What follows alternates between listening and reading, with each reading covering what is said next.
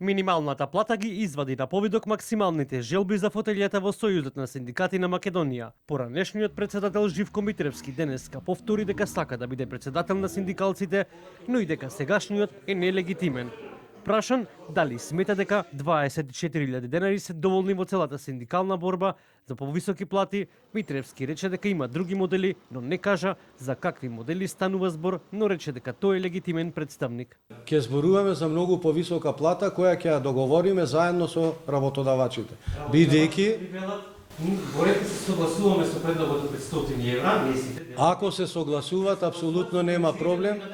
Владата ви вели договорени сте вие, ние Не, ако се согласуваат работодавачите за 500, може и ќе преговараме и за 550, може и за 600, тога со задоволство ќе ги подпишеме и ќе го прифатиме. И ќе го прифатиме тоа с големо. Вие сте сега председател на Сојузот на синдикатите. Значи ќе преговарам за многу повисока. Значи ќе преговарам за многу повисока плата. Не се слушаме, господин Да. Владата ви вели. Борете, што ќе се договорите, тоа ќе го прифатиме. Меѓутоа, нема да ви ги субвенционираме при донесите. Не мора да субвенционират, има и други решенија и други модели за минималната плата. Катастрофално е однесувањето на нелегитимниот Трендафилов кој разгорува војна помеѓу синдикатите. Да беше од Битола ќе го викаа легитимниот, возврати председателот Слободан Трендафилов на обвинувањата на Митревски. Трендафилов категорично ги отфрли сите обиди за негова дискредитација.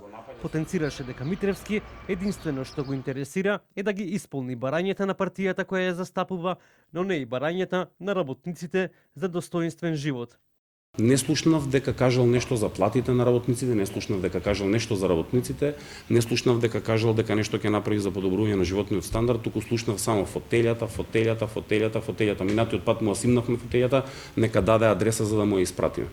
Да не заборавиме, работниците го испудија како куче, токму поради тие причини, токму поради тоа што не се грижеше за нивните работнички права и се грижеше повеќе за интересите на политичарите и како нив да им удоволи.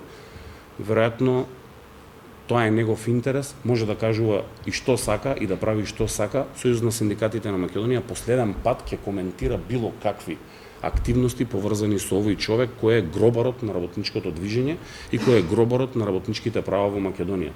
Слободно може да продолжи да го прави тоа што го знае најдобро, а тоа е да се продава на кој ќе плати повеќе. И додека трае битката за докажување на легитимност, наместо фокусот да е работникот, владата ги остави синдикалците и работодавачите да се договорат, но без да учествува во договорот. Објаснувањето на владата е дека нема пари за субвенции на придонесите и дека ако нема договор, ќе остане работникот со нешто над 24.000 денари да живее.